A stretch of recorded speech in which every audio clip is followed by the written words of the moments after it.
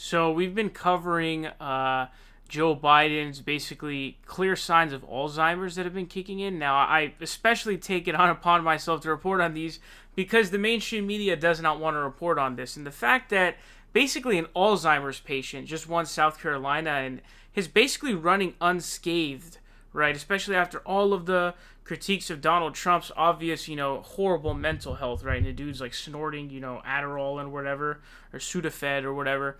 But they don't seem to care about Joe Biden basically melting right before us. They refuse to do it.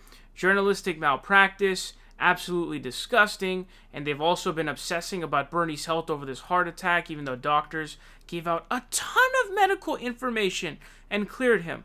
So it really shows you the double standard of the media. So here what we've got in this video, all right, and this is he seems to, I think his brain, I think it mixes up President and United States Senate, but he seems to mess up. Like, Senate seems to be something that's tethered to all of these. It seems to be the main link. And so I guess in his brain, it's like all of those things are connected. Senate, President, Supreme Court. So first, what do we see in this tripartite sort of thing, right? I guess it was kind of a quad situation.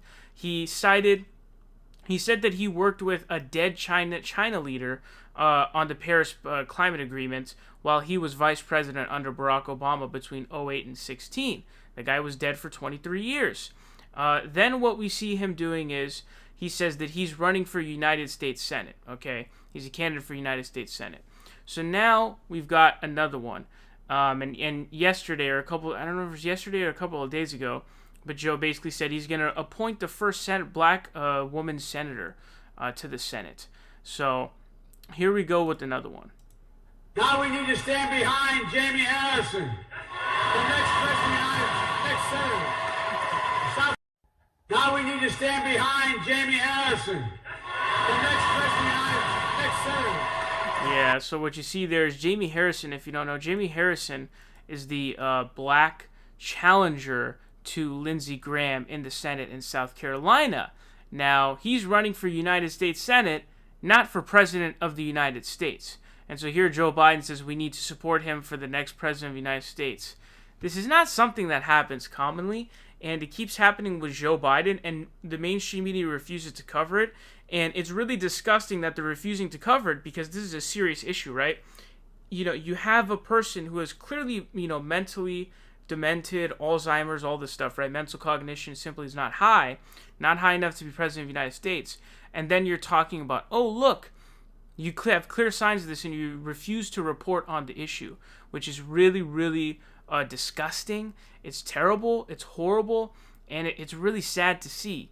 The mainstream media should be reporting on this. And back when I think the first time he dropped out of the race, he was caught basically plagiarizing this guy's speech. I don't remember if it was a British politician or something like that, like a labor leader or something like that. I don't remember who it was.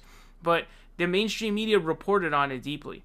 So I think maybe, I don't know, that mainstream media has really fallen off hardcore. They're not reporting on this at all. They're not reporting on him lying about getting arrested to visit Nelson Mandela. And I'm going to remember this for a long time. I'm going to remember this because, especially when you talk about, oh, look, Donald Trump is sniffing his nose and he keeps slurring his speech and all this stuff. I'm going to remember this, bro, because you're not a rational actor. I'm out here to point out, yeah, Donald Trump's mental health is horrible, and also Joe Biden's is horrible.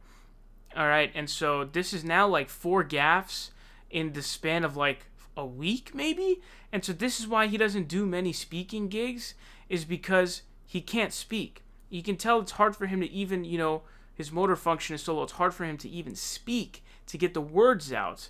And so that's why it's kind of like, you see how difficult it is for him, and that's why he doesn't do any of these events. But it's pretty insane to watch, man. Really, really insane, in fact.